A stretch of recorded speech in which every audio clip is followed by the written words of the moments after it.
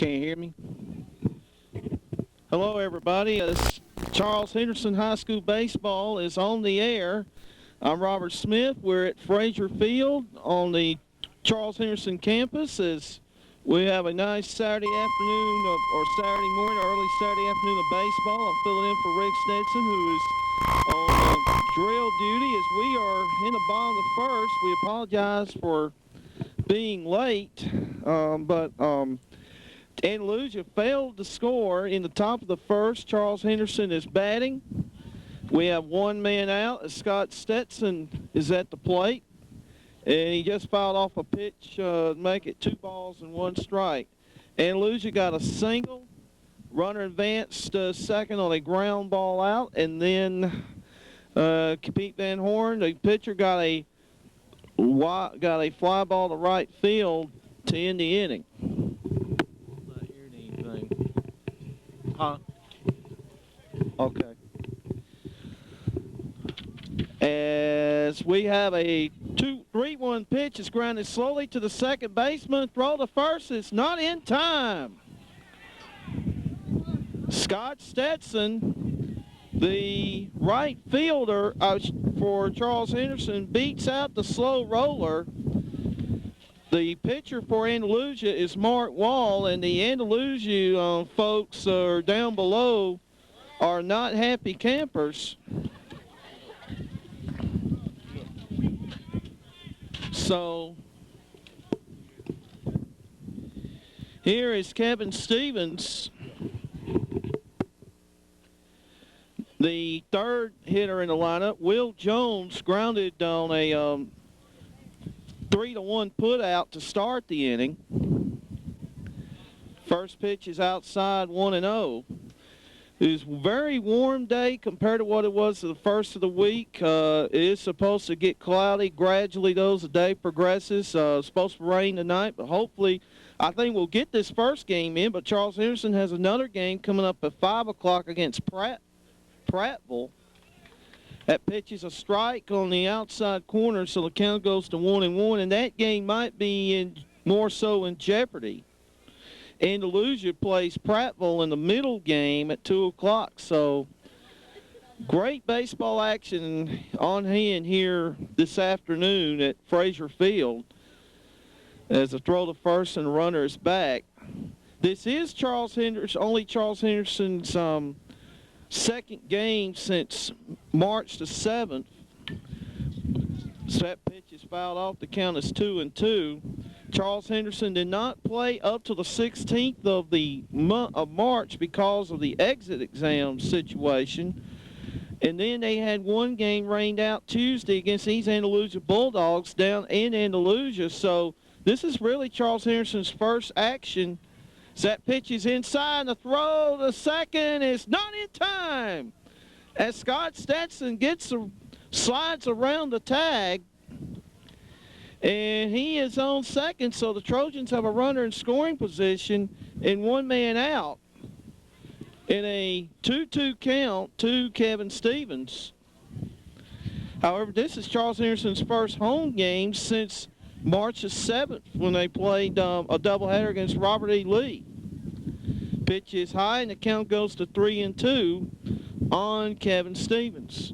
The shortstop for the Trojans. He's also one of their top pitchers.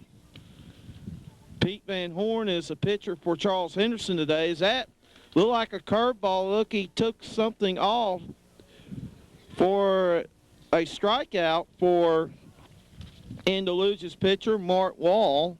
Andalusia comes in today with a 10-6 record. Charles Henderson comes in at 10-5. So we're looking for a well-played game this afternoon. Andalusia, though, in 4A this year. It's that pitch to Jason Barron is high for a ball, 1-0. Mark Wall, the Charles Henderson pitcher, looks the runner back to, Andalusia pitcher looks the runner back to second. The pitch is outside, 2-0. This is my first visit here to Frazier Field for a game since the season started, and I tell you, this ballpark looks magnificent. That pitch looked like he hit the corner, but just missed, so the count is 3-0. I know the baseball players and the parents here at Charles Henderson have done an outstanding job with the ballpark, and the wall looks absolutely beautiful. As that next pitch is a ball, so it is now runners now on first and second in 2 outs, and here's Justin Sims. And of course, this wall was put up in the month of January while the weather was still freezing cold, and it's a great idea by Steve Garrett. And the pitch down to third is Stetson is caught trying to steal third on a great throw by the catcher for Andalusia, that being Porter Chambers. So the Trojans get a couple runners on, but unable to score. At the end of 1 inning of play, our score is Andalusia 0 and Charles Henderson 0. And we'll be back to Frazier Field in Troy in just a moment.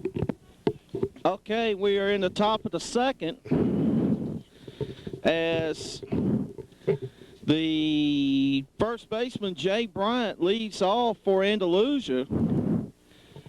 Pitch is high for a ball, 1-0. We're no score. We're in the top of the second inning. Glad that you're with us here on Troy Crenshaw Cablevision for this exciting afternoon of baseball, as that pitch is grounded over the third baseman's glove into left field for a base hit. I'm going to score that a single. Like a tough in-between hot play, the ball went over the glove. And it's going to be interesting to see what kind of track we have, considering all the rain we had earlier in the week. But I don't know, folks, if you can find any high school fields as better as this one looks here at Charles Henderson. Hogan's Hole, Frazier Field, it's just an outstanding condition considering all the rain we've had. Here is Billy Bergfield, the designated hitter, batting for the catcher Porter Chambers. And he takes a strike 0-1. Steve Garrett's just done an outstanding job of turning this program around. They've been in the playoffs the last 2 years in a row. After a long dry spell from the Brian Meadows era, of course,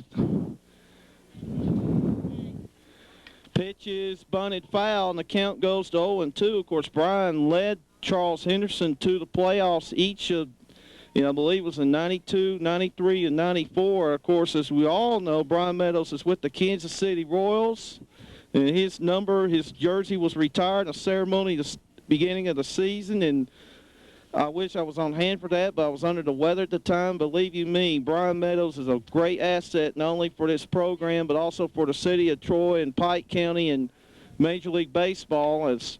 Wish him luck with the Royals as it's a grounder to Pete Van Horn, the pitcher, on the second for one, on the first two, double play. It can't be done any better than that. 1-6-3, twin killing. A hot bouncer to the mound. Of course, Van Horn, as you all know, if you follow Troy youth baseball like I have the last few years, is one of the best pitchers come out of the youth baseball in quite a long time. And Van Horn has learned, used to be a strikeout pitcher, but he's learned, since coming to Charles Henderson, that you have to be able to get ground ball outs as well, that you're not going to be able to strike out 14 or 15 batters a game. That is a sign of a maturing hurler. And here is Justin Seichner, number 21, the second baseman, as he is behind the count 0-1. Next pitch is high, a ball and a strike. When Garrett took over the program, it was the Trojans had been through some hard times, as you all know, and then 1999 took the Trojans to the playoffs, first time in 5 years. First time since Brian Meadows was here. That pitch is outside 2-1, and they've been in 3 straight years in a row. But this year, the Trojans they took a step forward last year, won the area championship, but this year they want to go much farther, and Steve believes that this year the Trojans will make some hay when we get to postseason, if they can make it there, and that's pitches outside 3-1. Of course, area games are Carroll, Ozark, and Eufaula. Russell County is no longer in the area, so it's only 4 area games for Charles Henderson. Of course, I saw Eufaula last week against Pike County, a game that Pike County won 6-5, and Eufaula looks like they have a potential to have a dangerous team when area play begins after spring break. As that pitch is fouled to the right side and the count goes to 3-2. I hadn't seen Ozark yet, but I know Charles Henderson won a pair of close, tight one-run games against them last year. So even though it's a 3-team area, by no means it's going to be easy for the Trojans to win the area and get back to the postseason. As that pitch is flew on into right field, a nice catch made by the right fielder for Charles Henderson, Clint Pugh. So looked like trouble at the beginning, but the double play, the pitcher's best friend, really helped Van Horn out in the bottom of the second. So no runs, 1 hit, nobody left, and we've completed an inning and a half, and our score still remains 0-0. And we'll be back to Frazier Field in Troy in just a moment.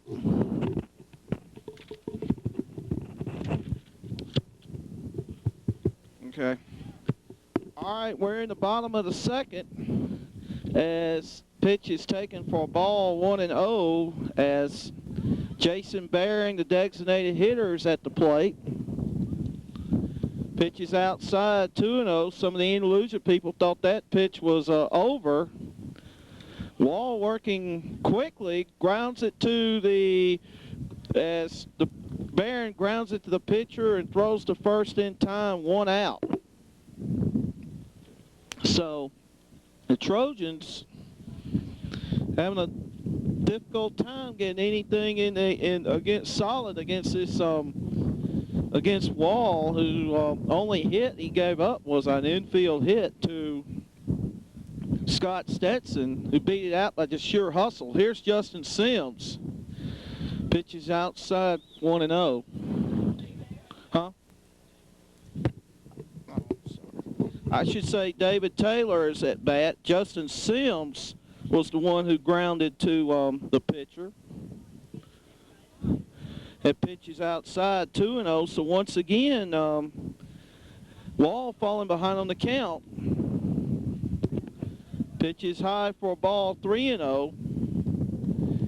Was not expecting to fill in for Rick. Of course, he is on guard duty, and wish him well this weekend. And hopefully we can pull his Trojans through with a victory, as that pitch is high for a ball 4. So on 4 straight pitches, David Taylor reaches on a walk. And here's Clint Pugh, the number 7 hitter in the lineup. A very talented freshman and sophomore class that Coach Garrett has put together here. And that pitch is flown. It's going to be popped up, and looked like a little miscommunication there, but the second baseman for Andalusia makes the catch. So quickly there are 2 out as both teams going after the first pitch. So here's Pete Van Horn, the number 8 hitter in the lineup. The pitcher, and of course, much celebrated pitcher from the Troy Youth League. Wall looks back the runner, and I believe we have a balk call. Yes, we do. So David Taylor advances to second on a balk call. So the Trojans once again have a runner in scoring position with 2 out. It doesn't appear we're going to have very many runs scored in this game, from what I can tell.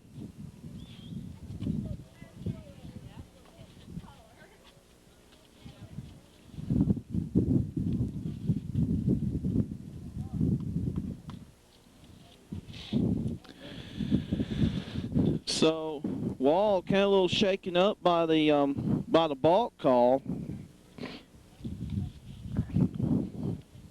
Now regroups and fires, and that pitch is outside for a ball, 1-0.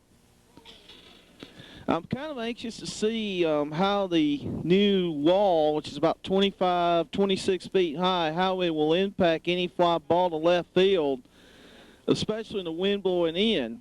Pitch is swung on and missed 1-1. Usually this is an outstanding hitter's ballpark. They have raised the fences up this year, but it's still a hitter's park.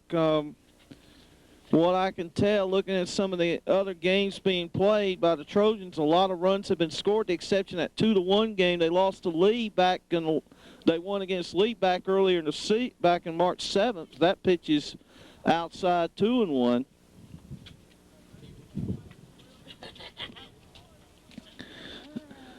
Skies start to cloud a little bit as Wall looks back the runner, and the pitch goes to the screen. And David Taylor will reach third base, so the Trojans have a threat here. 3 balls and 1 strike to count on Pete Van Horn, the number 8 hitter in the lineup.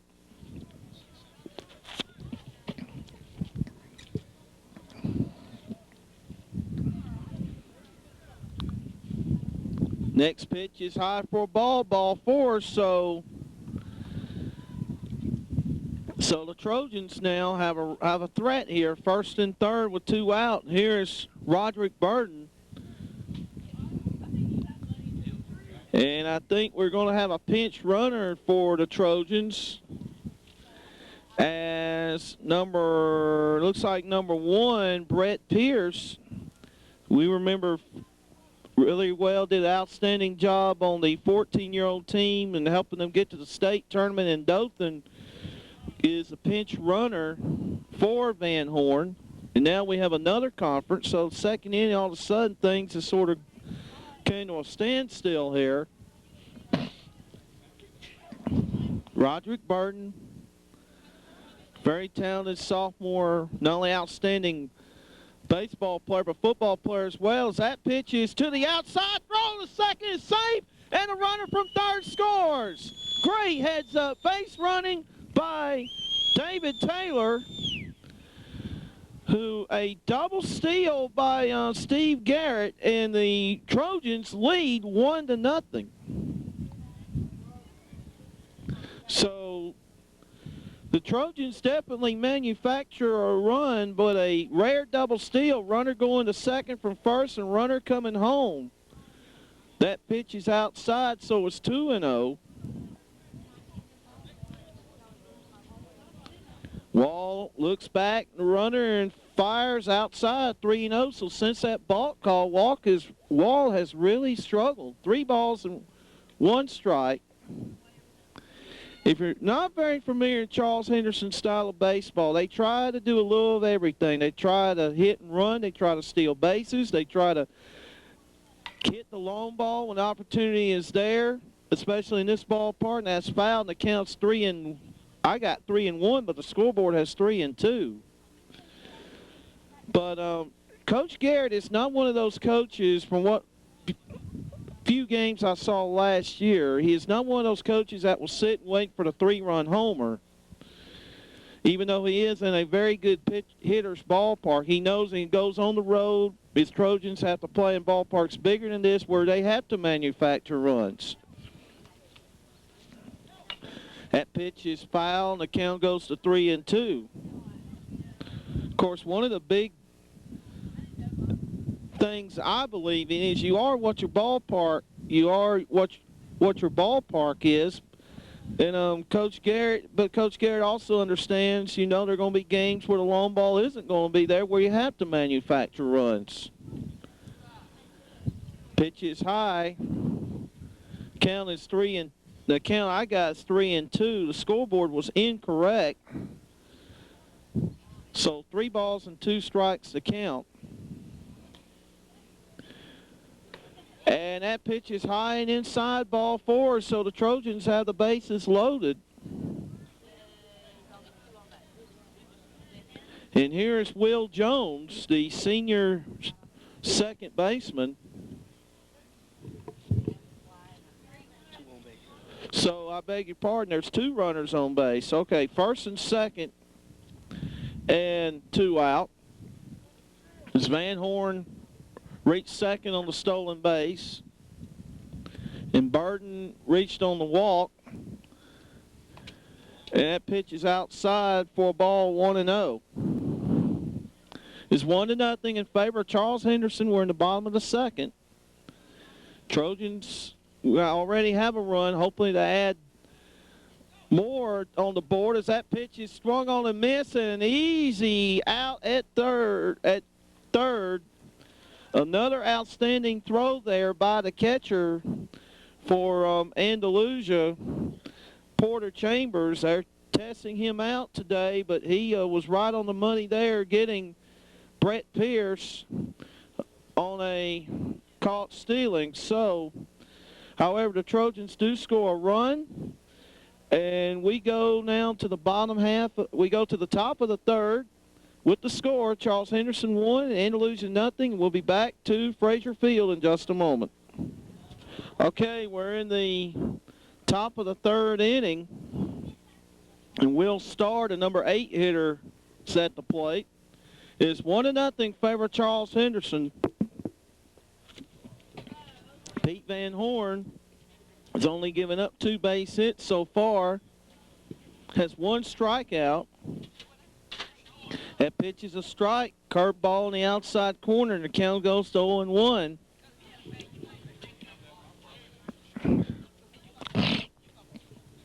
Van Horn taking his time between deliveries, rocks and fires, and that pitch is strike again.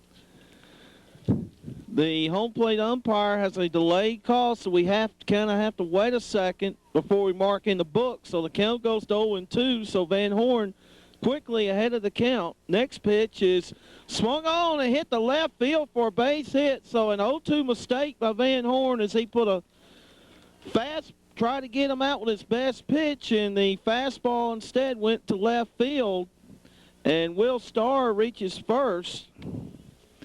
That is the 3rd hit of the afternoon by Andalusia. And here is Mark Wall, the pitcher, and let's see if they will try to bunt the runner over to second here.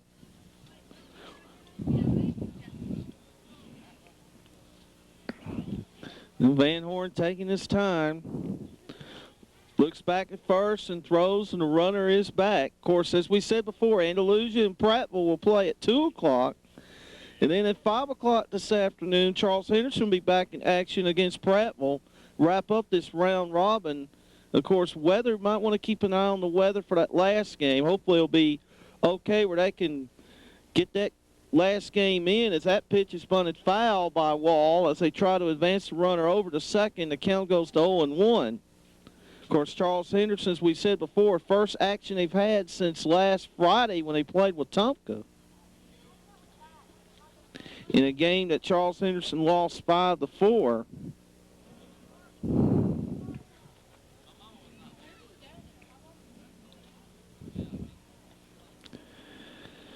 As Van Horn looks back, rocks and fires, and that pitch is bunted fair, and the runner, it will be tagged out at first, but a nice job of executing by Andalusia. As Wall does his job, he advances the runner to second. So good, sound, fundamental baseball there.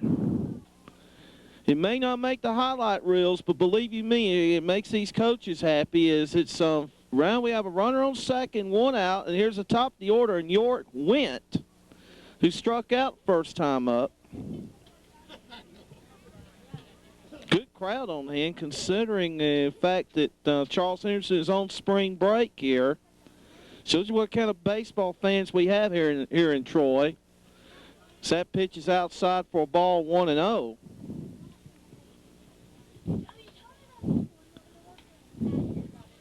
You still see a few youngsters here, though, considering the fact that AEA still got another week left for Charles Henderson. It's nice to see a lot of young people at the ballpark. So that pitch is outside 2-0. And this new ballpark, I shouldn't say newly refurbished ballpark, just gives you that traditional baseball look. The blue wall sort of reminds you a lot of Fenway Park in Boston in terms of its impact. We haven't had any action on it yet, though. And that pitch is outside 3-0, so Van Horn, very rare occurrence behind the count. Now him and his catcher, the catcher Justin Sims, Jarvis Woods, I beg your pardon, who's meeting and talking to one another. That was a very short conversation there. Jarvis Woods behind the plate, getting the signals from Coach Garrett out of the dugout. Coach Garrett, I believe, calls just about all the pitches. And the 3-0 is right down the middle, so the count goes to 3-1. So my first look at Charles Henderson this season, you could tell this is a very solid ball club. They have a really good chance, I think, of doing some damage if they can win their area, if they can make it to the postseason. And this pitch is hit up the middle for a base hit. They're going to bring the runner around third, and here will not be a throw, and the Bulldogs have tied this game up at a run apiece. So nice job of hitting on the 3-1 pitch by York Went as Will Starr comes home. So we have a good one here. So we are tied up 1-1. As here's Ryan Spry, I should say. So Van Horn a little trouble here in the top of the third. Andalusia appears to be a type of team that will try to manufacture runs, play small ball. And that pitch is popped foul and out of play, and the count goes to 0-1.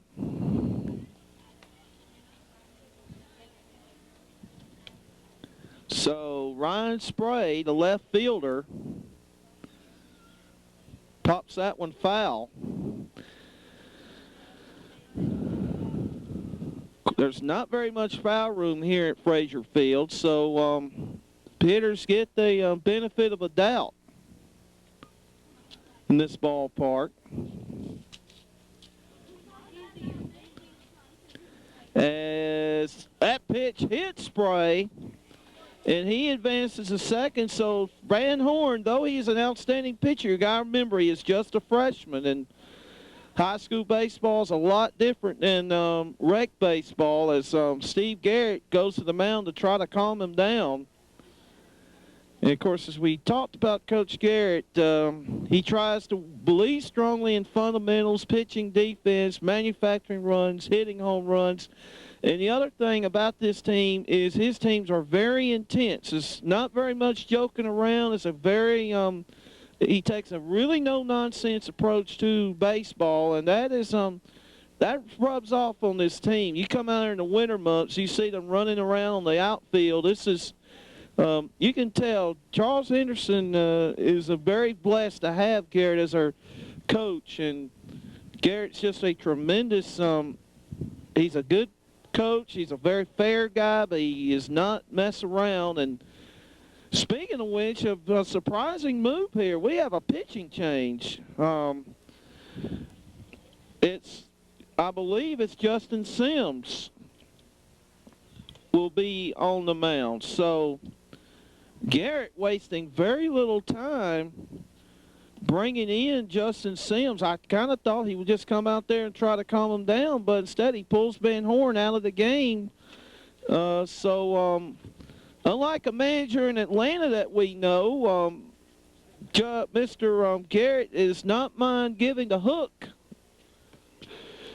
in such quick fashion. So the score is tied at 1-1. Runners on first and second, one out. Here in the top of the third inning. In case you missed it on Thursday, Strawn beat Goshen 6-1. Puts the Eagles at 1-6 and 0-2 in area play. Of course, Pike County also lost a heartbreaker to Luverne 7-6, so Pike County slips to 1-5 on the year, 0-1 in area play. Of course, they're in only a 3-team area. Goshen is in a 4-team area. Of course, all these teams have really been marred. Their practice time has been marred by this terrible weather we had early in the week. And you got to remember, this is Charles Henderson. Might be a little rusty considering that they were scheduled to play in Andalusia on Tuesday, but the weather got that game, and you can tell that Coach Garrett knows that his team's just going to have to play through whatever mistakes that they make, and but that's baseball. One thing about this sport, at least you got multitude of games to play, and I know they'll have a lot of games left coming up during spring break down at Dothan, and the month of April we'll tell you about later. Right now, here's Zach Couch, the center fielder. That pitch is a strike on the corner, so the count goes to 0-1. Now we have another conference. So no balls and one strike to count. Glad that you joined us here on Troy Crenshaw Cablevision. This Saturday afternoon of baseball action here at Frazier Fields. That pitch is drove back to second, but they don't get the runner.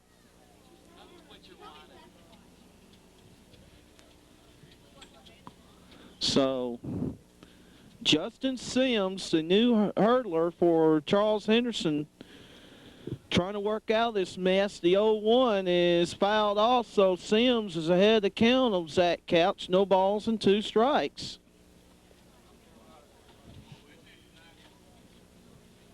Of course, Troy State's playing a doubleheader this afternoon against Jacksonville State. We'll try. I don't know how they did last night. 0-2 is just miss. So the count goes to 1-2 on Couch.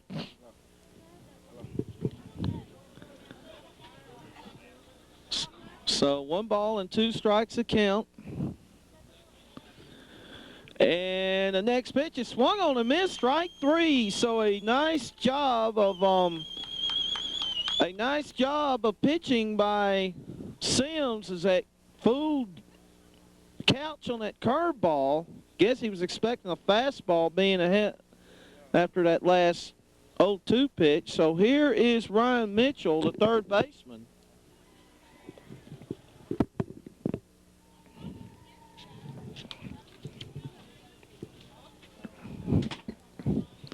The pitch is a strike, 0-1. Pike Lived softball and baseball teams each lost to Edgewood on Thursday. They were playing, I believe, Glenwood Friday, and that's a big region game for the boys and girls. The softball team is 2-1 area play. The baseball team is 0-2 as we speak. Once again, they try to pick the runner off at second, but they don't have very much luck. They're trying to keep that lead to a minimum. Charles Henderson's JV team played last night against Eufaula. That pitch is a strike on the outside corner, so the count goes to 0-2. So Sims doing a good job of getting ahead on the count. No balls and 2 strikes. We are tied at 1 run apiece here in the bottom of the third. Top of the third. Top of the third as Mitchell I thought it was going to be called looking, but Sims just missed. The count goes to 1-2.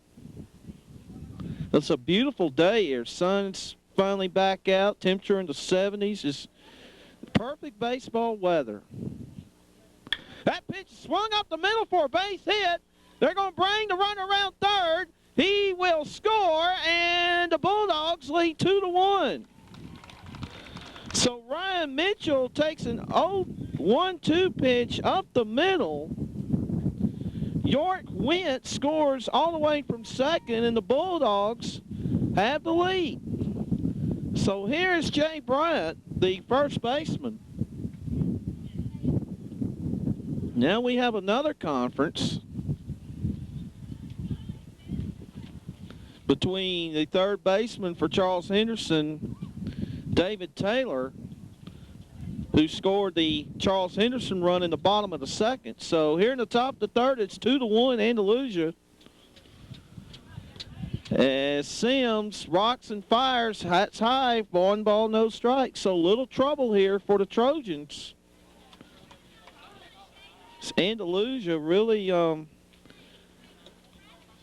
doing a very good job of being patient at the plate and showing a lot of discipline against these Charles Henderson pitchers. A lot of pitches thrown in this inning. Pitches outside 2-0 by both Van Horn and Justin Sims.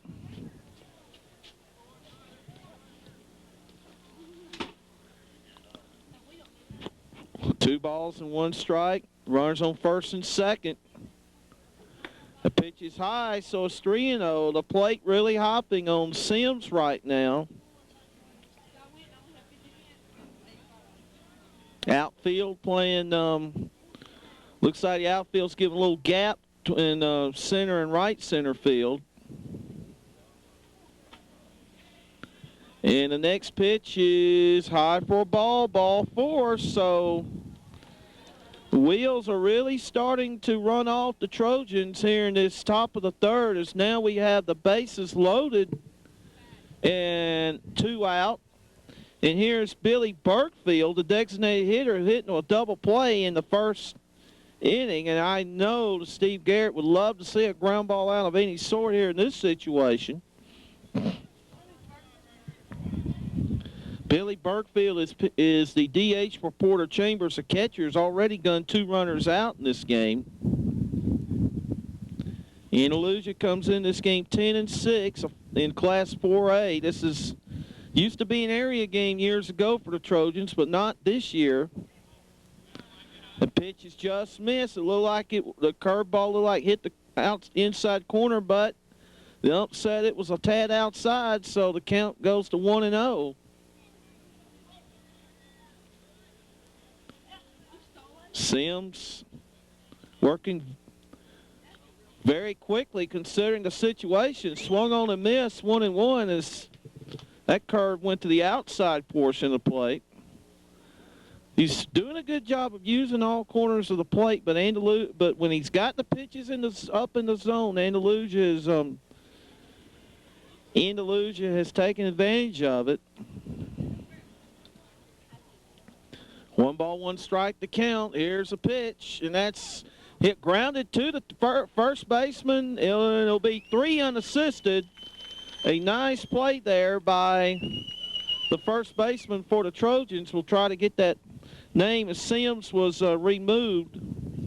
Pete Van Horn playing first base, making a nice play there. So, however, the Bulldogs get 2 runs on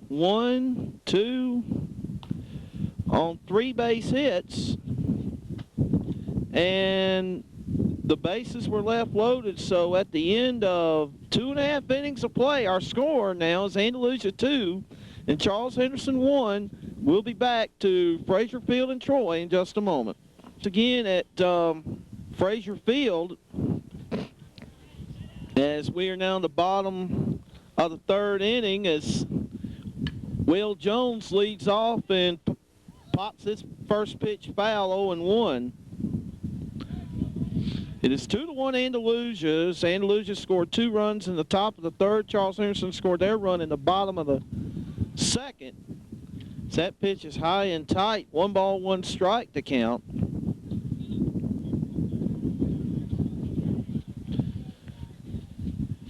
As Wall rocks and fires, and that pitch is on the outside corner, called strike 2. So the count now goes to 1-2. Wall quickly delivers. That's a grounder to the second baseman. Throw the first in time, so 1 man out here in the bottom of the 3rd. And here's Scott Stetson, who singled, stole second, but was thrown out in 3rd in the bottom of the 2nd inning, in the bottom of the 1st inning.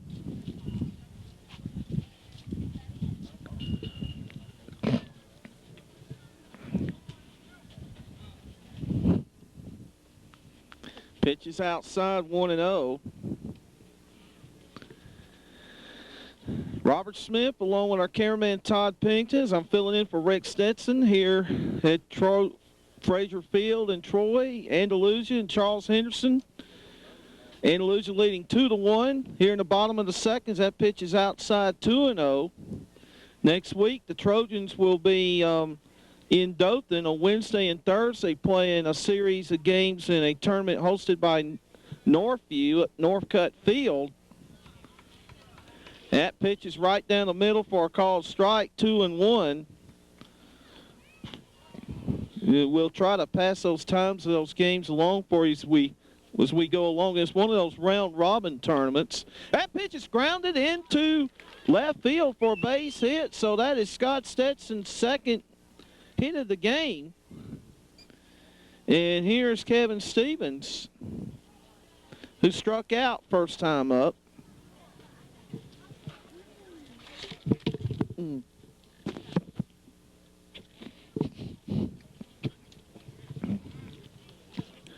So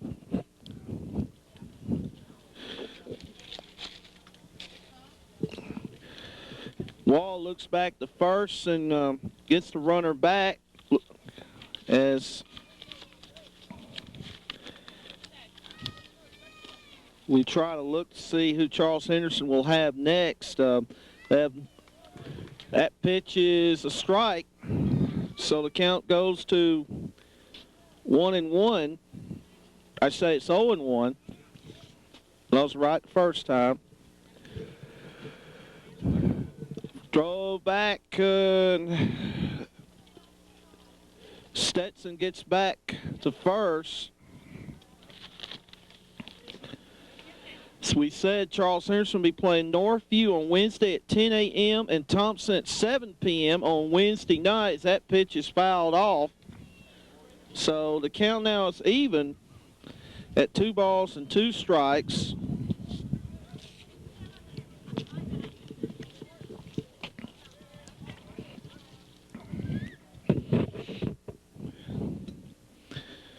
And here's a pitch, and it's fouled off. So Stevens hanging right in there at 2-2. So big week of baseball for Charles Henderson down at Dothan. So there'll be no break for the baseball team. Meanwhile, the softball team will be off next week. That pitch is outside for a ball, and Stevens goes, and on the wild pitch, Stetson advances to second. So the count now goes to 3-2. Of course, the baseball playoffs start last week of April, and the tournament season for softball does not start until May, so middle of May. So you have to figure that in for the, and plus Coach Garrett, as that pitch is, I believe that pitch is a strike, so the count now goes to, it's full now, 3 balls and 2 strikes. Coach Garrett is a coach at Belizean, playing a lot of games. Swung on and missed, strike 3. So Stevens, after battling the count full, swung at a curveball. So it's going to be up to Jason Barron to keep this inning going. Coach Gary kind of relays and played a lot of games, seeing different types of pitchers and different types of ballparks, and he doesn't believe a break will is a thing they need right now, and he's probably right considering what the weather has been like this month. This is only their second game since March the 7th. That pitch is high for a ball, 1-0 to Barron.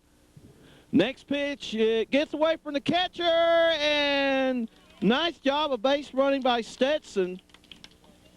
He uses his speed to get over to third, so that we're going to score that a stolen base, because it looked to me like that was a very close play, and the ball was not far enough for it to advance on Stetson to advance on a wild pitch, but we'll call it a stolen base. That next pitch is high, so the count now goes full at 3-0.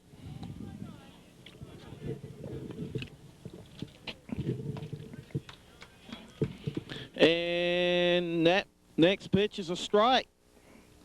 Curveball in the outside corner, so the count now goes to 3-1.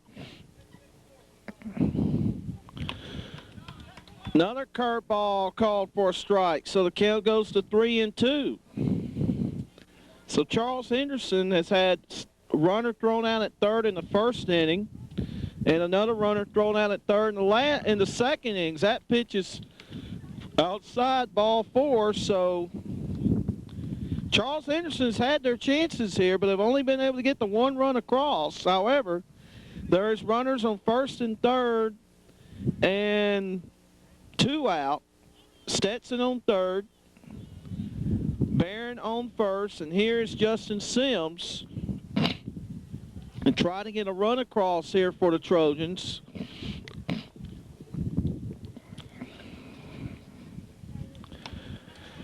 Pitch is a strike, fast like a fastball right down the middle, so the count goes to 0-1.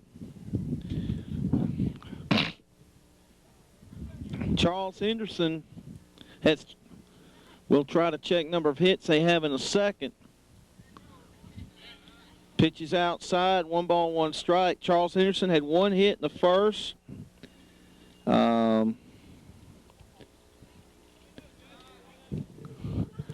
And they had a hit here in the third inning. Swung on and missed. So the count now goes to 1-2. The only run of the game was by Charles Henderson was scored on a double steals. David Taylor scored when Brett Pierce stole second. Taylor scored from third. Charles Henderson with another first and third threat in this inning as that pitch is high and Barron steals second. So now the force play is out of order at second and third, but still 2 outs. 2 balls and 2 strikes, a count on Justin Sims as Wall goes to the stretch, and that pitch is outside, so it's 3-2. So like Sims did in the last inning, Wall trying to keep the damage to a minimum here. 3-2 pitch is tap to the pitcher, and a throw to first is in time. So another opportunity for Charles Henderson going by the boards here in the bottom of the third. No runs, 1 hit, no errors, and as we said, 2 runners in scoring position left. So at the end of 3, our score, Andalusia 2, Charles Henderson 1. We'll be back to Frazier Field in just a moment. All right, we're here in the top of the 4th inning as Andalusia is still managing to lead 2-1. Wind's starting to pick up a little bit, but we still have nice, warm, and sunny skies here. As here is Justin Seichner, the second baseman for Charles Henderson. I say for Andalusia. And Sims begins the inning off up high, 1-0 the count. So it is Andalusia. It's done a very good job so far. It's been an errorless game though by both teams. Pitch is a strike called on the corner, so the count goes to 1-1. Charles Henderson, I believe, has only lost twice at home this year. Lost to Lee, and I believe they've also lost to Dothan. The other 3 losses have been on the road. Just one loss at home so far this year. As that pitch is a strike, 1-2. I believe that loss was to Dothan. No, it was to Robert E. Lee. Okay. Pitch is outside, so it's 2-2.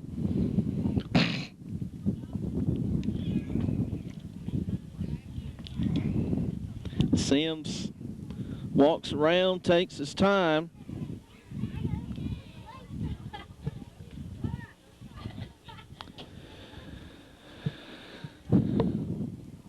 Hitter very up close to the plate, not giving him that inside corner, and it works as that pitch missed the outside corner, so the count goes to 3-2. Andalusia hitters, from what I can tell, are crowding the plate. Remember, Pete Van Horn hit a batter in the top of the third inning. So they're forcing the Trojans to pitchers just to take one side of the plate.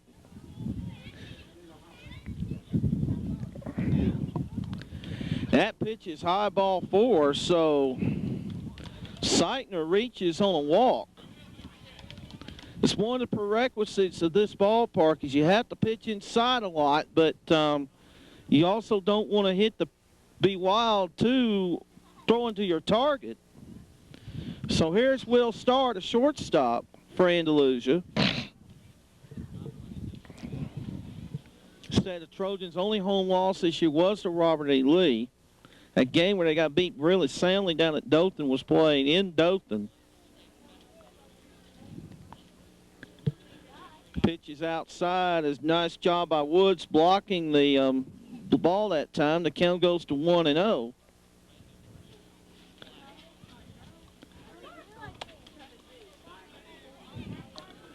One ball, no strikes. Runner has a pretty decent lead at first. That's Seitner. Pitch to Starr is outside.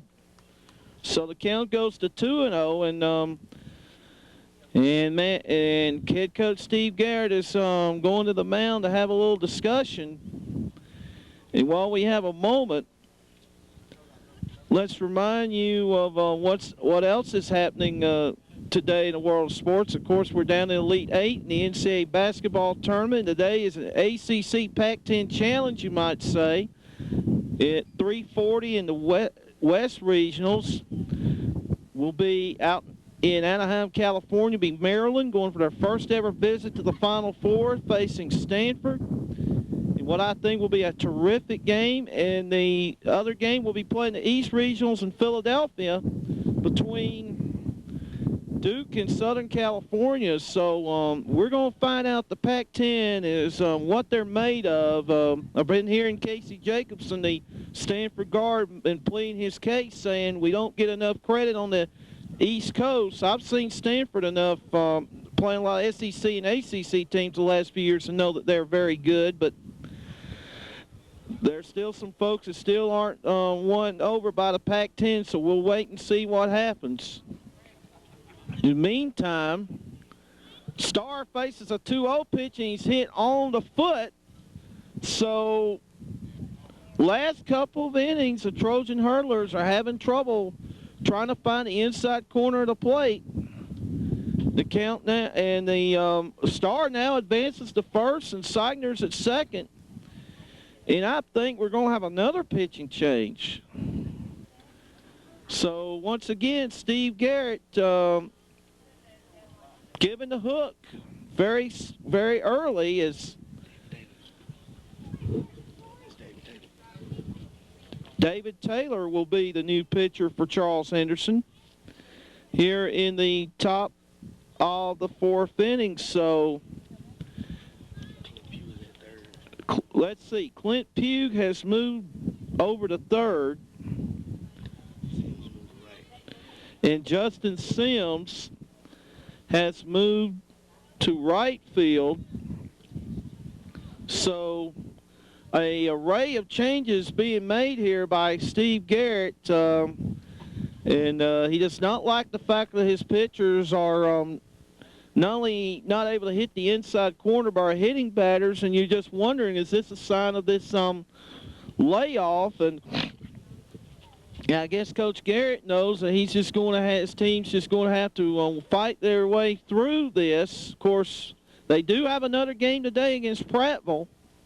Then they'll play 3 or 4 games next week in that round-robin tournament down at Dothan before they get into area play. So next week or so, they'll be able to get the rust out. As we said, this is even though they have played 15 games, they've only played one since the 7th of March. So it's very tough stretch here for Charles Henderson. Not just the quality of opposition they're going up against, which Garrett believes in playing a strong schedule, but also trying to get the kinks worked out.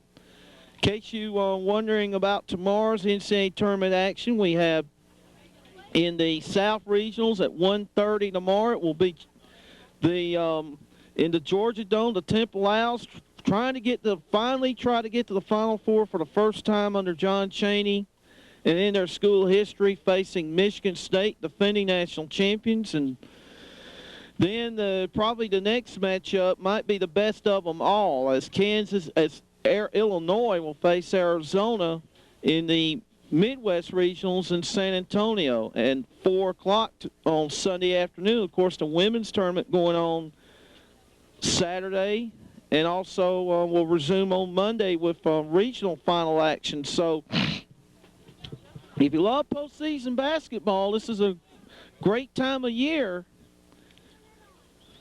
It's one and you're done. It's not the NBA, as you all know. So here's Mark Wall, the pitcher. We have runners on first and second, nobody out. Andalusia leading 2-1 and trying to blow this game wide open. Pitch is outside for a ball, 1-0. So David Taylor, who scored the only run in the game, is now the Trojan hurdler. Trying to work out of this jam here. Now him and his catcher are not getting the sign straight, and he backs off the rubber. Now he's in the set position. The pitch is inside. So the count goes to 2-0, and that is 6 consecutive. 1, 2, 3. That is about 6 consecutive pitches that have missed the plate here for Charles Henderson. Throw back to first, and he has just got back in there. So Will Starr very alertly got back to the bag before the tag was applied.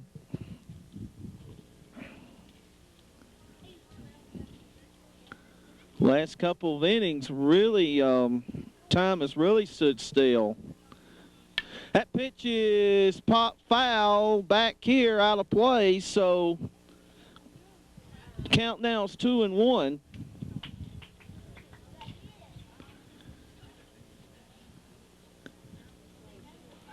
Outfield playing kind of shallow. This doesn't seem to be a power hitting team by no means.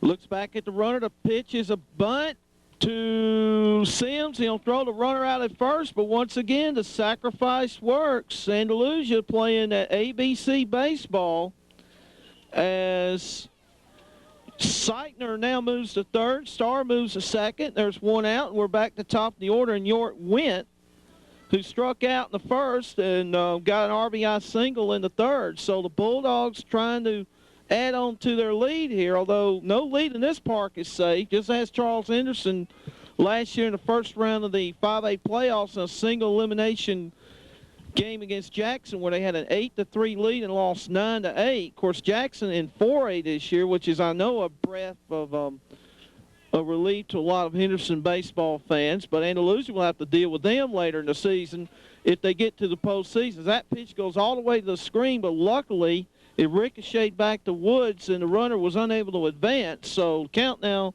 goes to 1-0.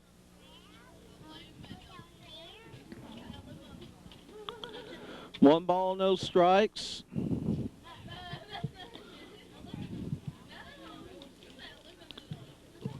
As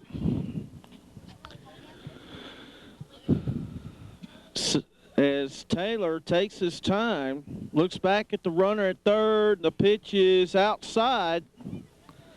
So the count now goes to 2-0 on York Went.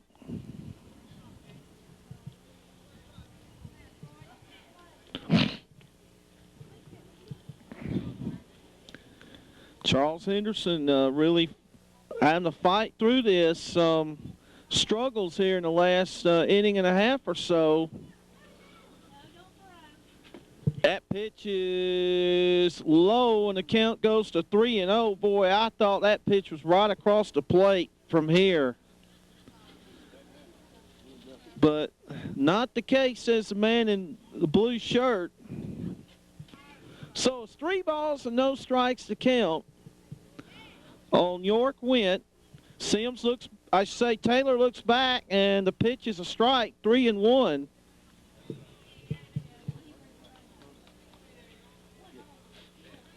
So you can tell Taylor's really having to keep a close eye on those runners, but at the same time manage to keep an eye on the target. The 3-1 is grounded back to the pitcher, just what the Trojans need. Throw the first in time, so a big second out as they got a comebacker to the mound. In this situation, that's about as close to good as a double play ball. So 2 men are out. Here's Ryan Spree, the left fielder for Andalusia.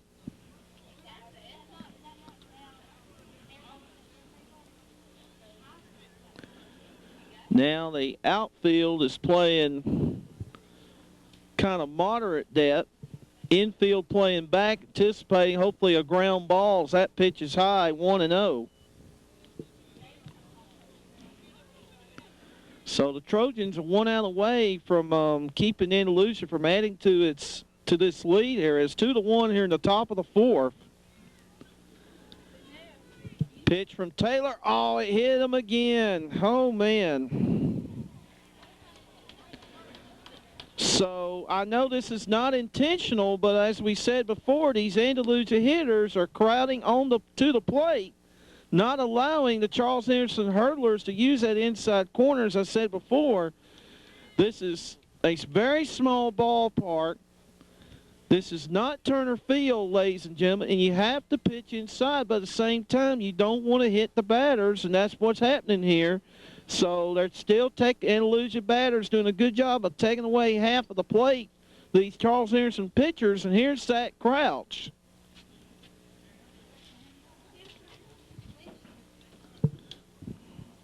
Couch is 0 for 2, however.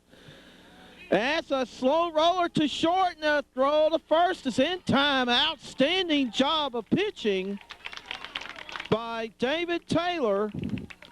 It's a 6-3 put out. So the Bulldogs have an opportunity to score a run without a hit. But on the other hand, they failed to score runners on second and third. So at the end of 3.5, we're still at 2-1 in favor of Andalusia as we're halfway through, and we'll be back to Frazier Field for more exciting Charles Henderson baseball action in just a moment. All right, bottom of the 4th here. Both teams have had opportunities to score more runs, but we're still on 2-1 in favor of Andalusia. Very hot, intense game here, and here's David Taylor, who got out of that jam doing an outstanding job in the 4th inning. That pitch is, I believe, that was a ball, so the count goes to 1-0. 1-0 pitch is swung on and missed. So the count now goes to 1-1.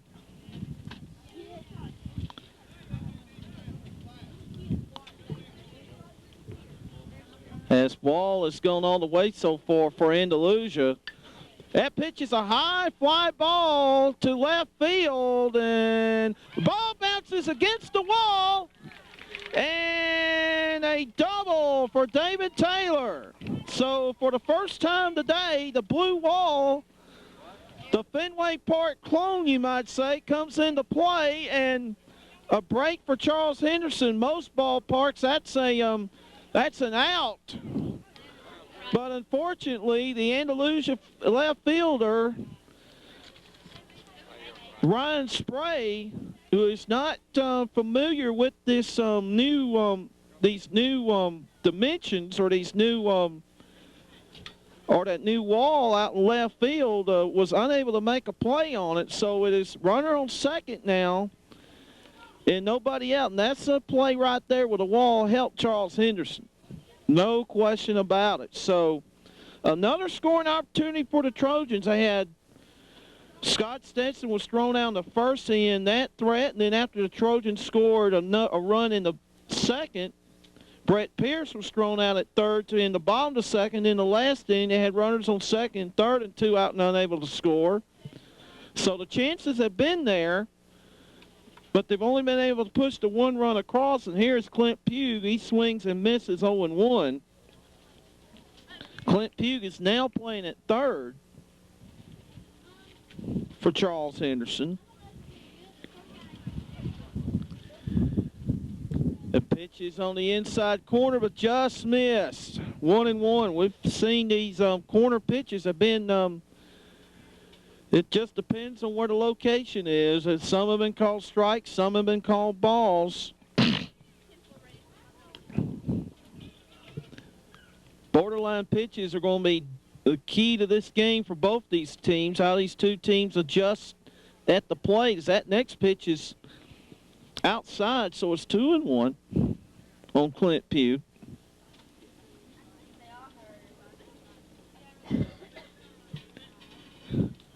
As a runner is still at second. Pitch is on the outside corner, called strike two. So it's 2 balls and 2 strikes. Nobody out. Trojans probably their best chance here to tie this game. It is 2-1 Andalusia in the bottom of the fourth. Pitch is high, fly ball to center field. That should get the runner over to third. Let's see. The center fielder makes the catch. Here's the throw to third, and it's not quite there. So once again, the fundamentals coming into play here as Clint Pugh delivers a nice fly ball out to center field, advancing Taylor over to third. So there's 1 out in the inning. And here is Pete Van Horn, who is now playing third base after starting out pitching. He reached on a walk his first time up. So here's a situation where the Trojans need to capitalize. Runner on third, nobody out. 1 out, I should say. And that pitch is fouled off. Nice contact by Van Horn, but the count goes to 0-1. No balls and 1 strike. The wind starts to pick up a little bit.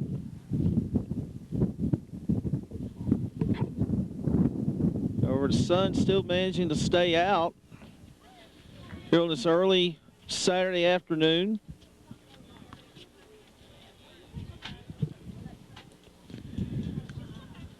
The 0-1 is swung on and missed, so it's 0-2 now on Pete Van Horn. This Wall once again trying to get out of another jam here.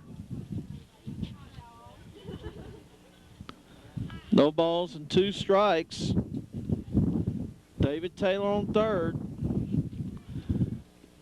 Pitch to the plate outside, so the count goes to 1-2. Nice waste pitch there by Wall.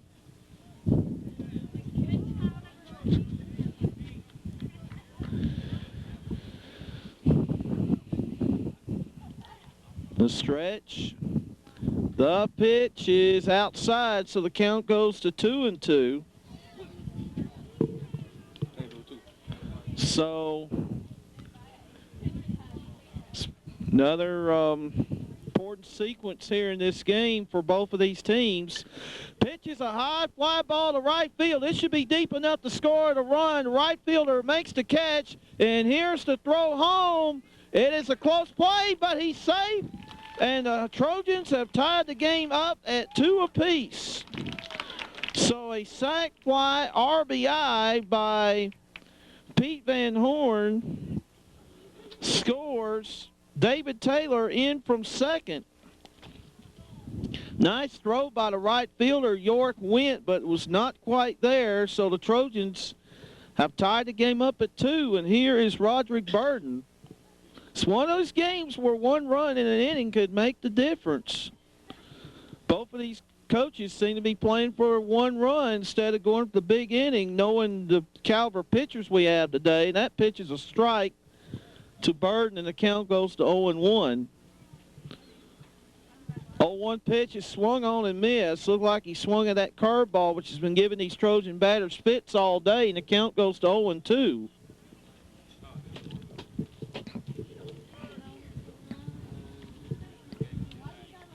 The 0-2 pitch to Burden is just missed, 1-2. Burden is an outstanding defensive back on the football team. He's going to be an all-state player before his career is done for Coach Hugh Fountain and the Trojans. And that pitch is called strike 3. Curveball looked a little low and outside from here, but not in the mind of the home plate umpire as he rings up Burden. However, the Trojans do score a run on one hit. A sacrifice fly by Van Horn bringing in David Taylor. So we are at the end of 4 innings of play.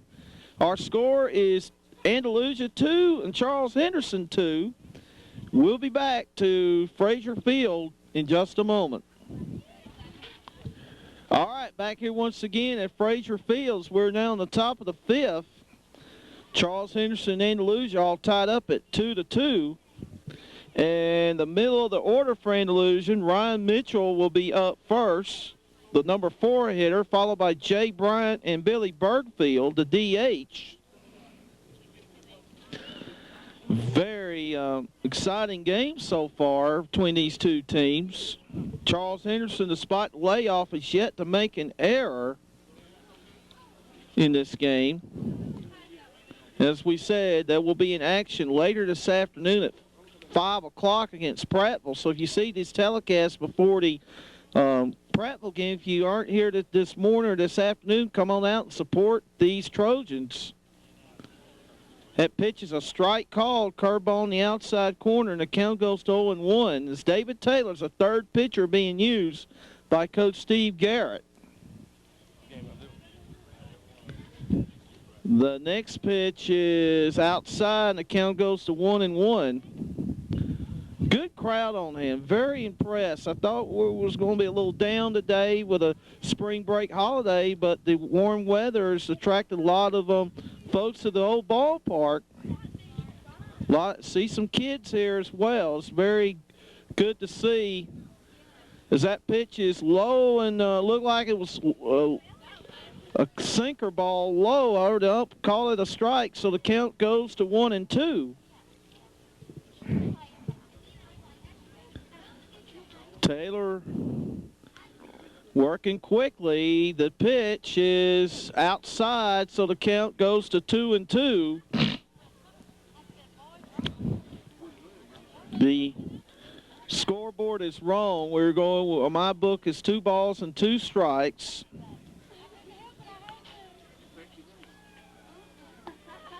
The pitch by Taylor is outside, so the count goes to 3-2 on that curveball, missing wide.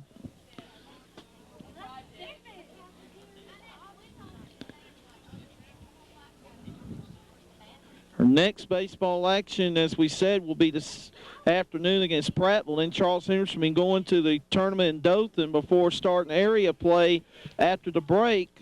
That pitch is outside, ball 4, so Ryan Mitchell's on first. And here's Jay Bryant, the number 5 hitter. He singled and walked his first 2 appearances. After the break, the Trojans will be playing Carroll of Ozark in their first area game at 6 o'clock on Monday, April 2nd. That is Championship Monday if you're keeping up with the NCAA tournament, but I know that will not be on the mind of Coach Garrett and the Trojans. So that pitch goes away. That pitch gets away from Bird, but not far enough for the runner to advance, so the count goes to 1-0. We could have an all-Pac-10 ACC Big Ten Final Four. We're going to have an ACC Big Ten Final Four. We do know one thing, the SEC is out. Ole Miss, the last entry from the SEC, lost in the Sweet 16 game Arizona last night, although they gave a real good battle to the Wildcats. That pitch is swung on and drilled to center field, but not as far as I thought. And the throwback almost got a double play, so a nice read on the ball there by the center fielder, Roderick Burton, who fired a strike to first and nearly got the runner out. Justin Sims came up with it, so it nearly almost applied a tag for what would have been a huge double play, but one out nevertheless. And here's Billy Bergfield, the designated hitter.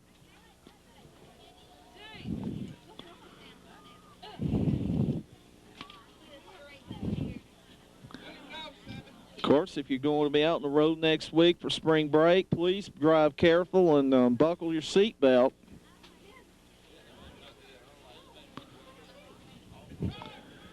Drove back to first, he's out! Oh, what a play by David Taylor!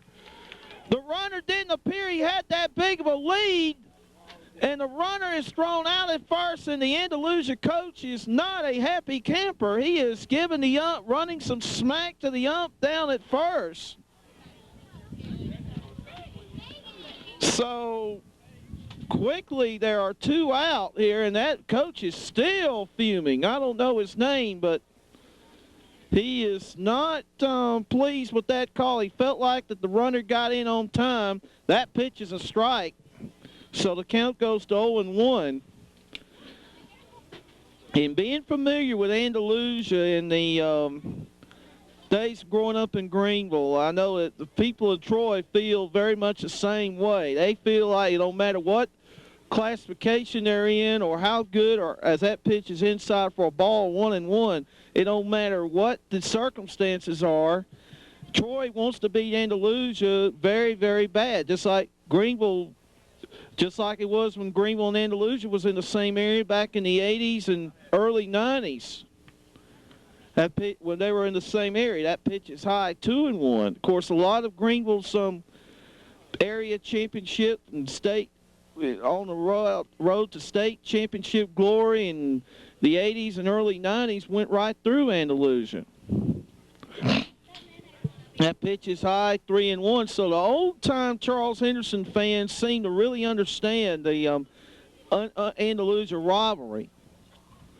No matter what the sport is, although in basketball, Andalusia is a dominant powerhouse as they went to the state Final Four in both the boys and the girls once again this year.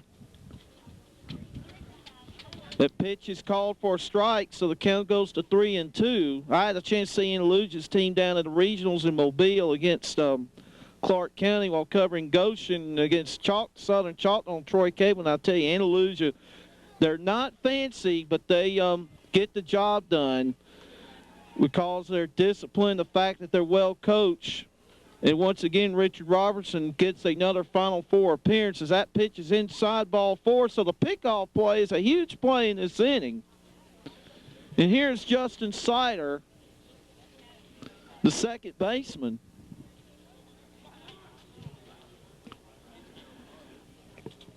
Both teams have had opportunities to score more runs, but you got to give these pitchers a lot of credit for getting out of these jams with minimum damages. 2-2 here in the top of the 5th.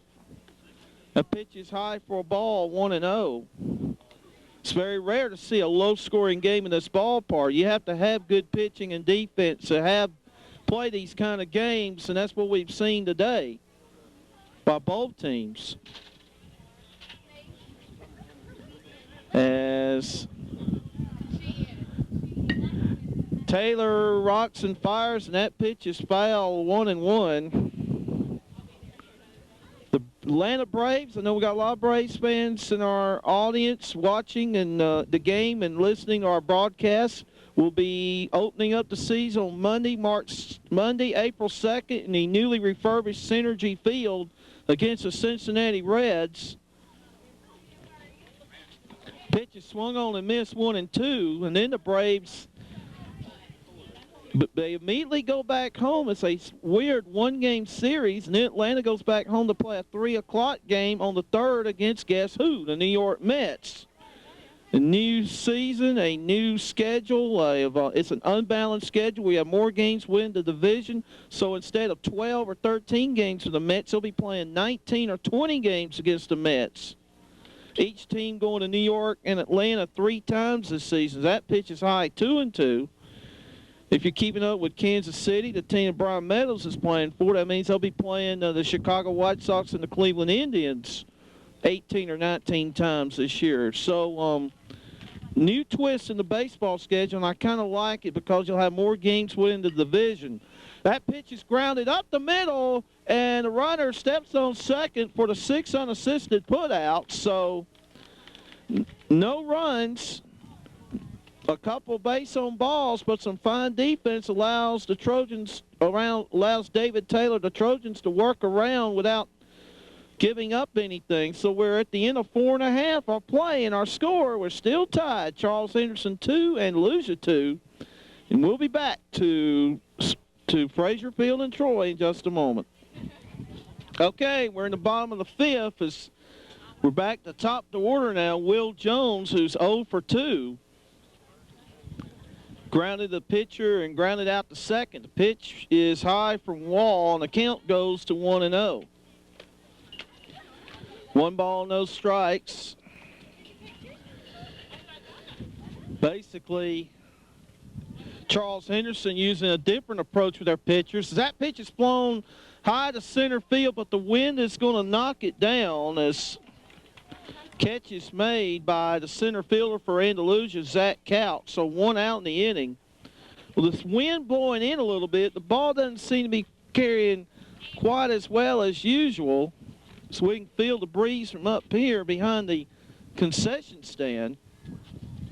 And you folks, if you never ate a hamburger here at this concession stand, you don't know what you're missing. Here's Scott Stetson,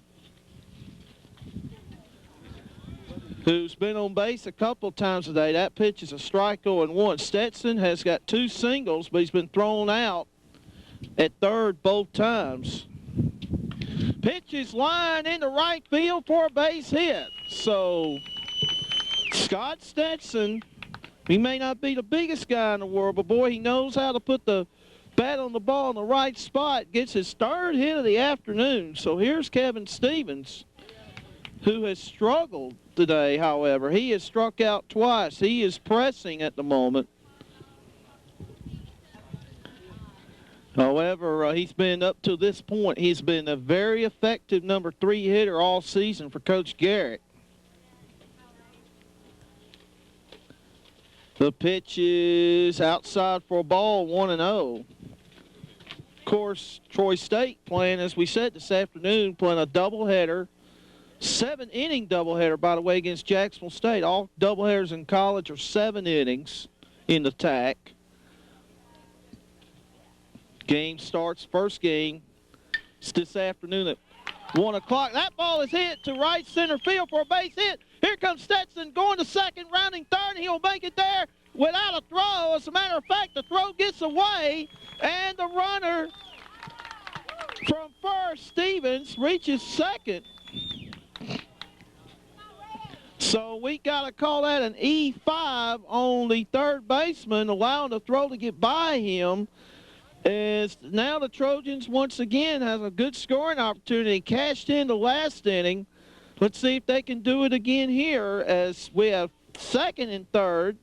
1 out here in the bottom of the 5th. Now that, by the way, is the first error of the game by either team. So that you can tell these are 2 just outstanding, well-coached teams. Both teams do not make many mental errors. Everything has to be earned without much help from the defense. As that pitch is a strike to Jason Barron, 0-1. Red Barron, as he's usually called, is walked a couple times today. Pitch is high for a ball, 1-1. He and a number of other players on that Charles Henderson football team be hard to replace. Trojans went 7-3 last year, went to the first round of playoffs, lost to Stanhope Fillmore. They have a huge junior class, but not very many seniors coming up this year. Pitch is high, 2-1. Coach Hugh Fountain, however, will not conduct spring drills until after baseball season is complete in the month of May. And they got a new opponent this season we need to tell you about to get a chance. Pitch is swung on and missed, 2-2. I had the opportunity to talk to one of the Charles Henderson coaches last week in Brundage, who also on the baseball staff was scouting out Eufaula, one of Charles Henderson's area games. And he told me that Charles Henderson will open up the season on August 31st against Navarre, Florida. Pitch is high, 3-2. Of course, Navarre is a new school located between Pensacola and Fort Walton. It's a one-year deal. And the Trojans will have 10 regular season games this season. Of course, the Pike County game will be played, the Jamboree be played August 24th. Pitch is struck foul down the right field line, so Jason Barron protecting the plate. The count goes to 3-2. And Charles Henderson really needs that home game because they're only going to play 3 other home games this season. One, of course, that I'm interested in is against the alma mater, the Greenville Tigers, who should be much better this season. So that pitch is swung off the fence in the right spot for a base hit. Over the first baseman's head, 1 run will score. That's Stetson. Stopping at third is Stevens. Give Red Barron an RBI single. Great hustle there, but Stevens couldn't score because it wasn't deep enough, but it was just hit in the perfect spot. So Charles Henderson now has a 3-2 lead, and here is Justin Sims. It looks like we're going to have a pitching change for Andalusia, or we're going to have a meeting of the minds here in the infield. Now Steve Garrett has a little camp meeting of his own. So this last three innings or so of really taking its dear sweet time here. We're approaching 2 hours. We're still only in the bottom of the 5th. It's a 3-2 game in favor of Charles Henderson. We have runners on first and third and 1 out. Both teams struggling to put big innings together, but each team's able to scratch a run here and there. So the Charles Henderson meeting is finally breaking up. As we said before, a really good crowd on hand. The 2 tournament games in the men's bracket do not begin until 3:30 this afternoon, so a lot of people with a lot of free time on their hands before the tournament resumes this afternoon in Anaheim. As that pitch swung on a miss, Justin Sims 0-1. I know Mr. Stetson, the man I'm filling in for, has got to be happy with the Big Ten's performance so far. Swung on a miss 0-2. Should Michigan State and Illinois win, it'd be the 3rd year in a row the Big Ten's had 2 teams in the Final Four. Of course, here's the pitch. It's outside. The runner goes to second without a throw. Kind of caught by surprise there. They called a pitch out, but they didn't throw to second. So a little miscommunication there on the part of the Bulldogs, and the count goes to 1-2 on Justin Sims.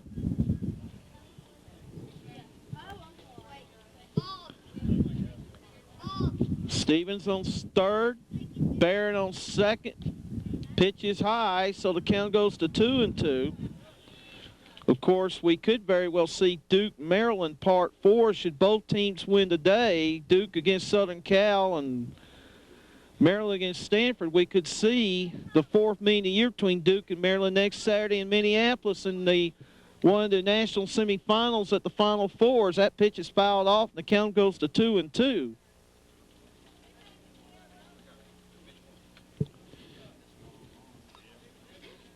So it's 2 balls, 2 strikes on Justin Sims. And Wall bounces it to the fence, and the runner will score from third. On a great hustle play by Kevin Stevens. as we said before, there's not very much foul room, but Stevens he got in the home plate on just sheer hustle. Great, just outstanding slide there underneath the throw as Barron now advances to third, and the Trojans now lead 4-2. So the Trojans are finally starting to get a little momentum here. We have a runner on third and 2 outs. We're going to score that a wild pitch.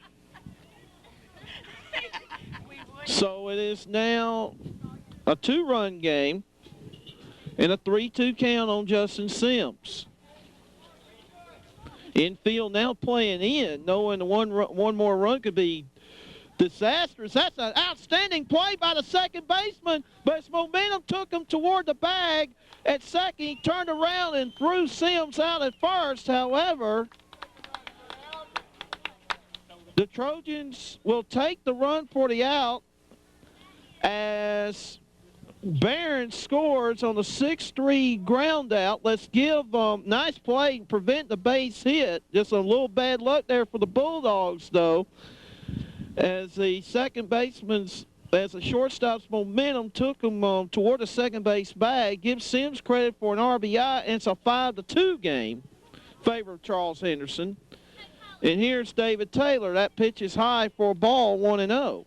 And now we're going to have a meeting between the catcher and the pitcher for for Andalusia. The catcher for Andalusia is Porter Chambers, who's thrown a couple runners out at third on a couple nice plays earlier in this game. Pitch is outside for a ball, 2-0.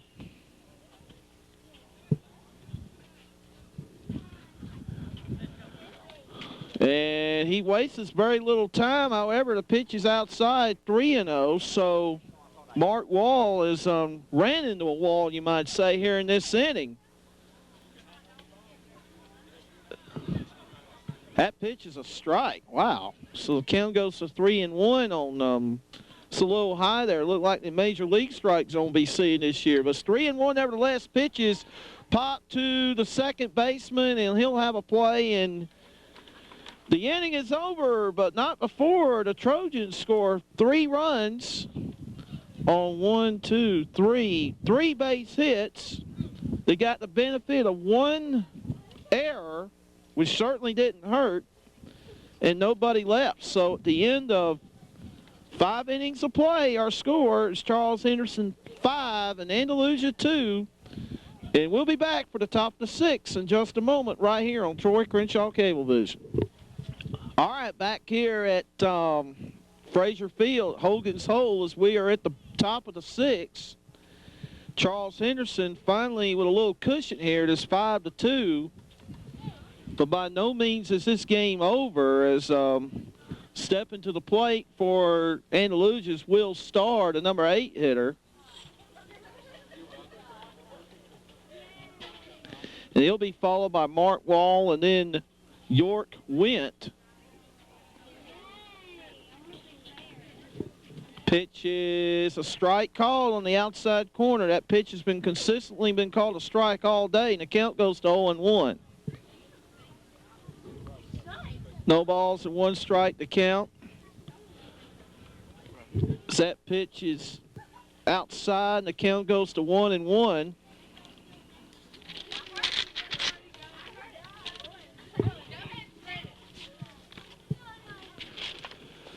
Now the batter steps out of the box, trying to slow down the Charles Henderson hurler, as that pitch is on the corner and the count goes to 1-2. So I heard some backlashing from some of the Andalusia folks downstairs, thinking that was too far outside, but that pitch has been called a strike most of the day. 1-2 pitch is high and the count goes to 2-2. It's an absolutely beautiful day for baseball. You just cannot complain today. 2-2 pitch is swung on and fouled off, so Starr stays alive at 2-2. Of course, the two teams left in the women's NCAA tournament, the SEC, are Tennessee and Vanderbilt. Tennessee's playing in Birmingham against Xavier. Vanderbilt's playing, I don't know what region, but I do know they're playing Iowa State. The 2-2 pitch is swung and lifted down the right field line, just foul. Boy, you had to turn your neck there to see if it would stay fair or not. Luckily, it was fouled down in the corner, so the count stays the same at 2-2.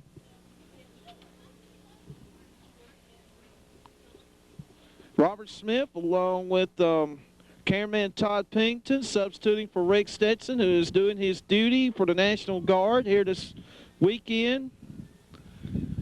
Here on Troy Crenshaw Cablevision, bringing you Charles Henderson High School baseball as Starr swings and misses. Strike 3, so David Taylor has done a fine job since coming in the 4th inning.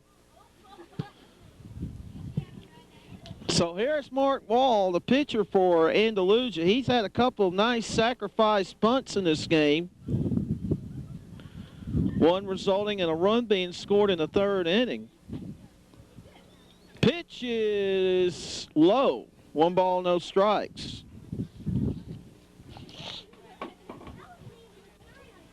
Just an outstanding job done by the parents of Charles Henderson, and during the off-season, the players getting this field shape as it is, and of course the people put the wall together. Did an outstanding job. The count goes to 2-0. This is a classic-looking baseball park here, folks.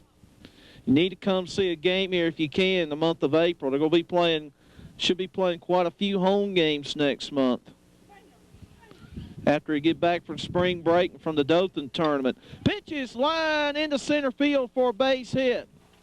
So Mark Wall reaches on a single. That's his first hit of the game. And here is York Went, who is 1 for 3 this afternoon.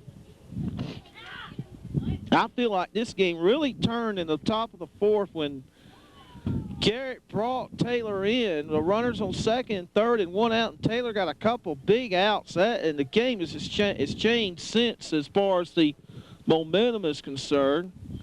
So we see some of the Prattville players coming in as they're getting ready to play Andalusia in the next game. And then at 5 o'clock, Prattville will be right here to face Charles Henderson. Of course, Prattville has a player in the NFL, or used to be in the NFL, Kevin Turner, who's played with New England and Philadelphia for a number of years. So they've had folks go to the pros over the years. Here is York Went. That pitch is on the outside corner for a strike, 0-1. Still trying to cloudy up a little bit, but to the west I see some blue skies, so maybe this is just this will pass over. Throw back to first, and that was a very close play there, but the runner got back. That was a fine pickoff play in last inning by Taylor. He looks like he's got an outstanding pickoff move to first. The pitch to Went, the 0-1, is on the inside corner, called strike 2. So the count goes to 0-2. Ryan Sprague, the number 2 hitter, is on deck.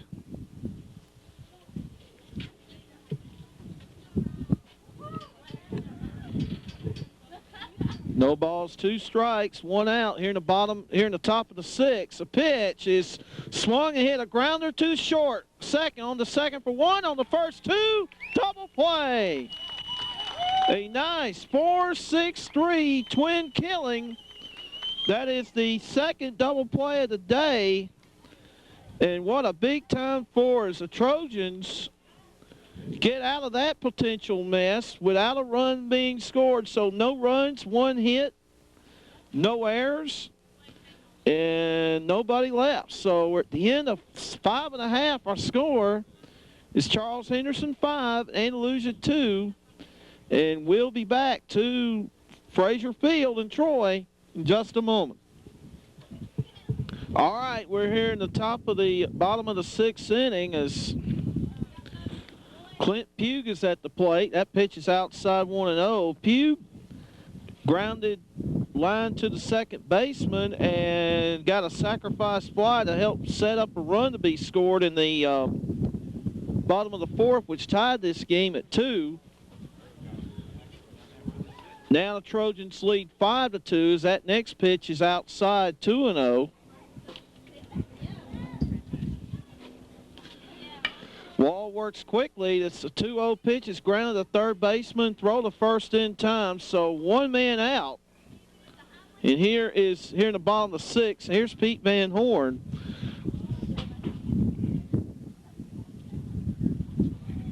Van Horn reached on a walk, got a sacrifice fly RBI in the 4th. We've seen some good outs in this game. Don Sutton, the announcer for the Atlanta Braves and former Hall of Fame pitcher for the Dodgers, always says there's good outs and there's bad outs. Well, we've seen some good outs by both teams in this game as that pitch is swung and fouled and the count goes to 0-1 down the left field line. We've seen some sacrifice flies. We've seen some bunts. We've seen some little things that does not necessarily make the Ken Griffey Jr. reel, but good, sound, fundamental baseball nevertheless. That pitch looked like it was over from here, but they called it low, and we'll take it. Count goes to 1-1. 1-1 pitch on the way is swung, grounded to the third baseman, throw to first in time, so another 5-3 put out. So Wall doing a good job of keeping this team in the game. 2 outs now. Here is Roderick Burton, the number 9 hitter in the lineup. He's walked, struck out.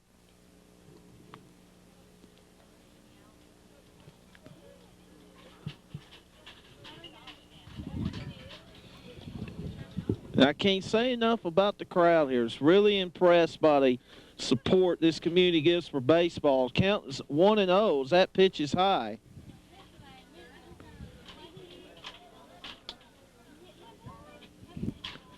Next pitch is outside 2-0. Of course, a couple weeks from now, the Troy Parks and Recreation will be beginning their spring and summer season as the baseball season will begin there. And, of course, Charles Henderson will be playing a doubleheader that same day against Geneva County.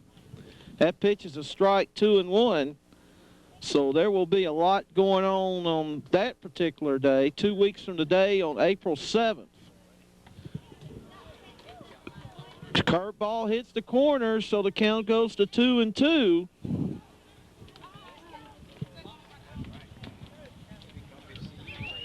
Next pitch is outside, so the count goes to 3-2.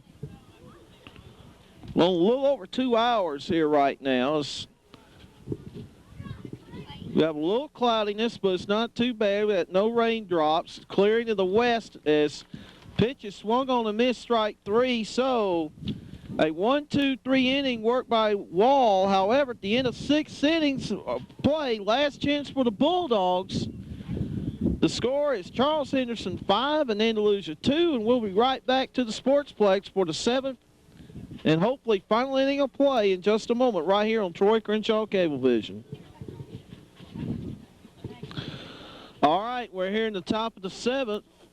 David Taylor on the mound as we get a nice Coke. One of the parents here at Charles Henderson High School is really supported their athletics here. Football, basketball, baseball, and there's schools here, just real parents here and at this school and all across Pike County and Crenshaw County are very supportive. Without the parents, wouldn't know what to do.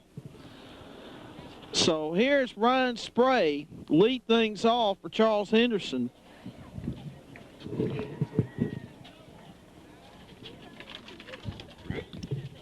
That pitch is a ball, 1-0. We've had to hesitate today on these ball strike calls because the umpire behind the plate is very deliberate calling these pitches. 1-0 pitch is swung on and drilled foul down the right field line, so the count goes to 1-1.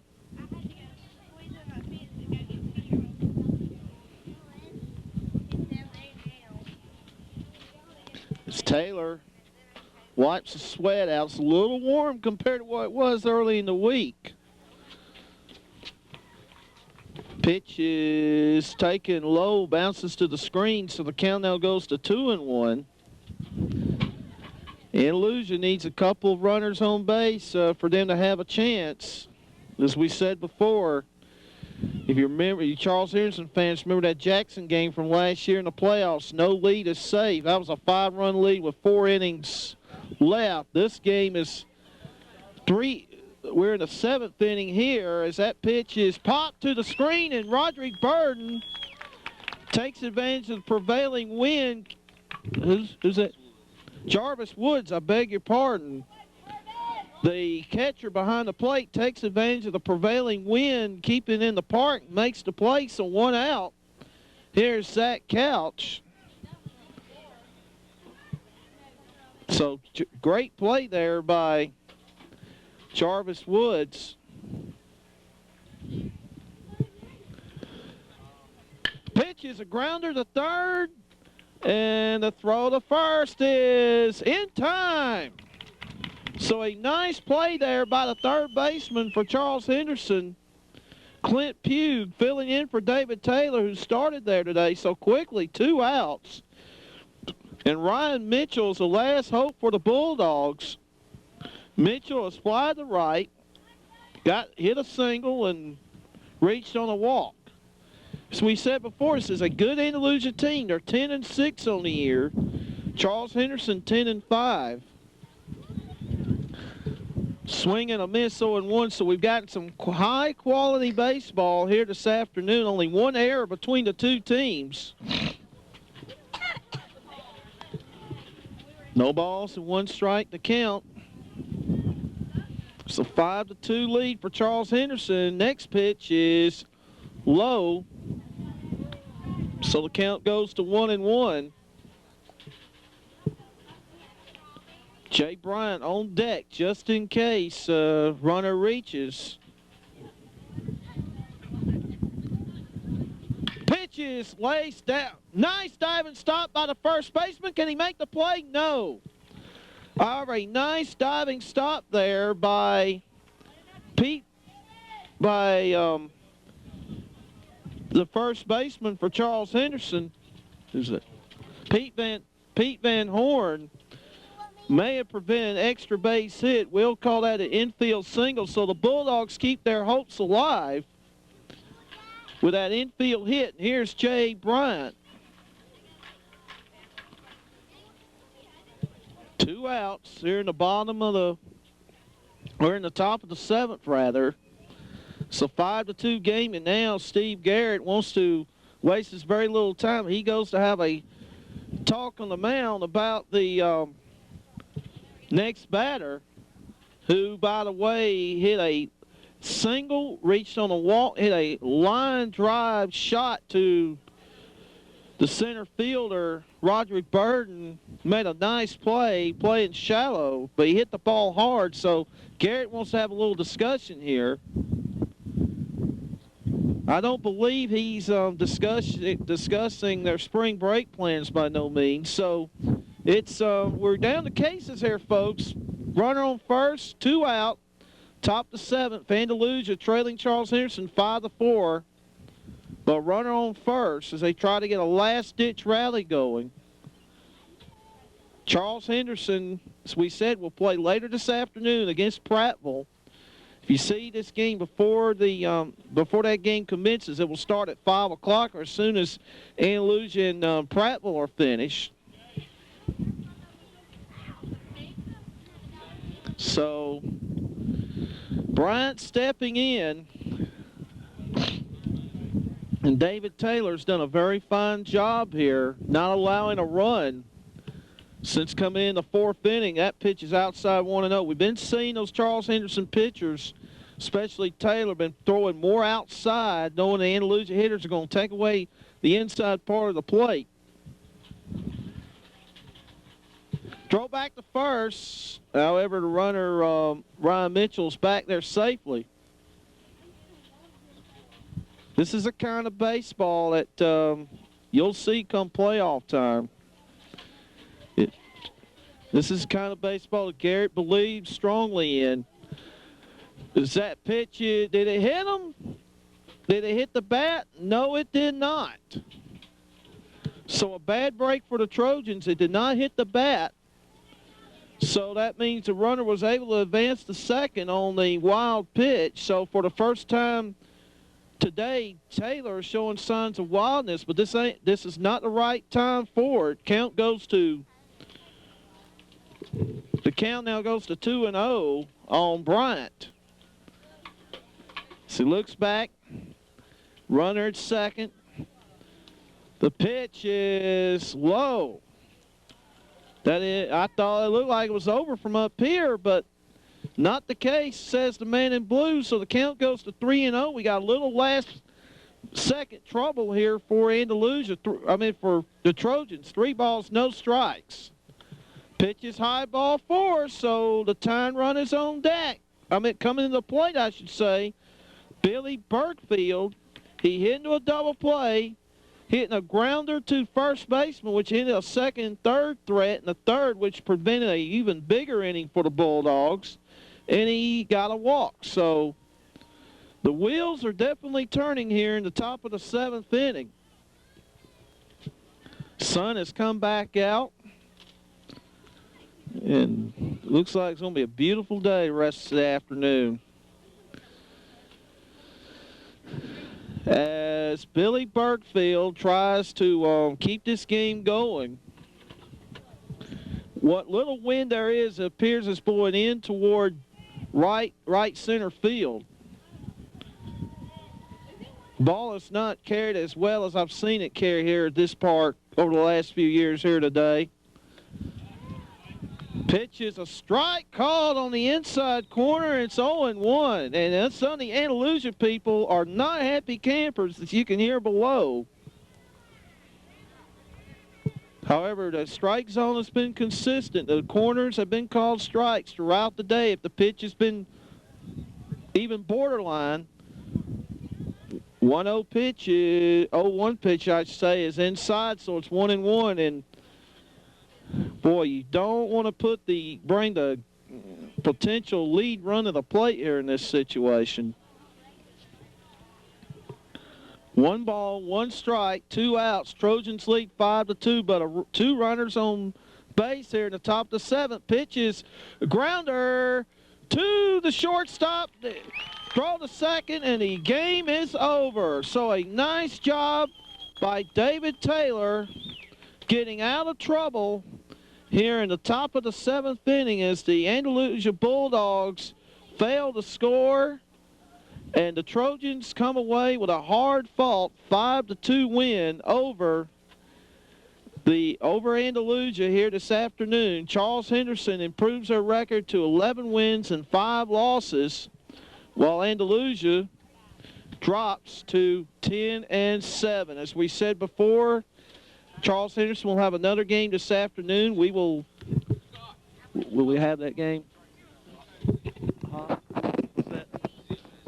Ziad Rollins will be here to bring you the Charles Henderson Prattville game if you're unable to make it out here to the ballpark this afternoon. And then next week, the Trojans will be on the road at the tournament in Dothan. Let's run down those games again while we have an opportunity. They will be playing at the Dothan Spring Break Classic against Northview at Northcutt Field on Wednesday morning at 10 o'clock. Then they'll play Thompson at 7 o'clock in a round-robin type tournament. Then they'll face Opelika on Thursday morning at 9 o'clock, and then we'll have another game against an unknown opponent at this point. And then the next, Charles Henderson will be on the road back after the break on the road to Carroll and Ozark on the 2nd at 6 o'clock in an area game. And then they will face Opp on the 3rd of April in Opp, and then at Eufaula. That's a JV game at Eufaula on the 4th. And then the next home game after the Prattville game will be on the 7th against Geneva County at 12 noon in a doubleheader. And then they go to Eufaula before ending the season on a long homestand against Cottonwood, Carroll, Eufaula, and Northview. So in the mid to late April, you'll have a after today, you'll have an opportunity to come and see these Trojans play. And I tell you, Rick Stetson has done a great job so far this year, and they are. You can see why people are excited. I can see now why people are excited about this Charles Henderson baseball team based on their performance this afternoon. So for our cameraman, Mr. Todd Pennington, this is Robert Smith bringing you. This is Robert Smith bidding you farewell from Frazier Field in Troy. The final score: Charles Henderson 5 and Andalusia 2, and we'll have don't forget the Prattville game later this afternoon. And until then, so long, everyone.